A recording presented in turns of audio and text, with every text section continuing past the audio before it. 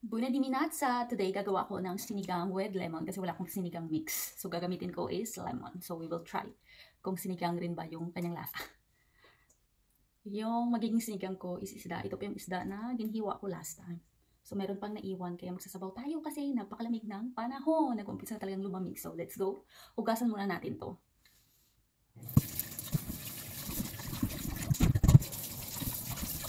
Yung mga isasaw ko pala sa aking sinigang na isda, itong frozen nga beans na nabili ko sa store.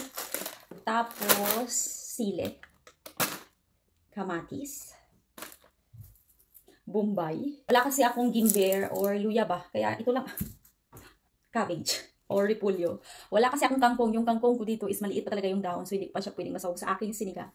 For the meantime, ito lang muna. So, hiwain na natin yung ating mga ingredients.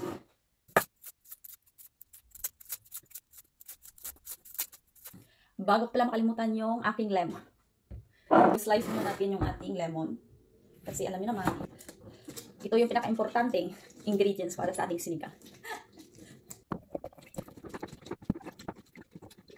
Ganito na kadami yung aking lemon juice na ilalagay sa aking sinigang.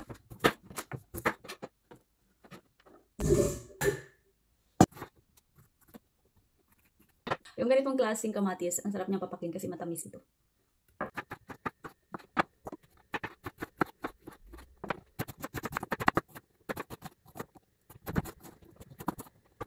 Meron pala akong lagayan ng sibuyas tsaka lemon. Diba? Meron pa tayong half na sibuyas. So, dito ko siya ilalagay para madali kong mahanap yung mga remaining ba. Kasi meron na siyang lagayan. Nabili ko to siya online. I have also a half lemon.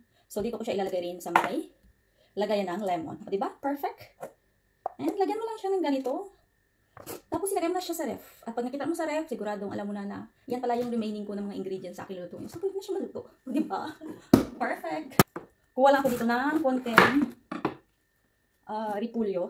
Kasi next day, gusto magluto ng bihon. So, meron na akong repolyo dito.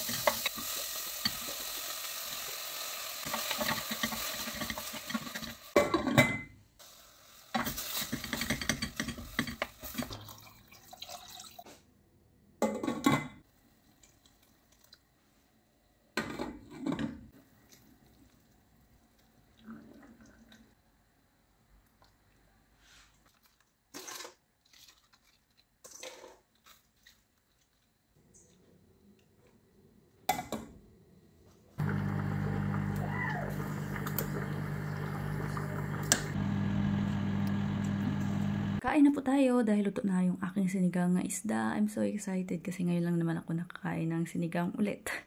So, ano yung ulam nyo dyan? Basta ako satisfied na ako sa ganitong ulam with rice, of course. Masarap kasi ito yung partner sa rice ba. Yung anak ko, napakain ko na siya una kasi gusto niya bang matikman itong aking sinigang. And okay naman sa kanyang panglasa, kumain din siya. Ito sa mga pagkain na nakakamiss talaga kainin ba kapag nandito ka sa abroad. Maraming salamat pala sa lahat ng mga nanonood and have a good day.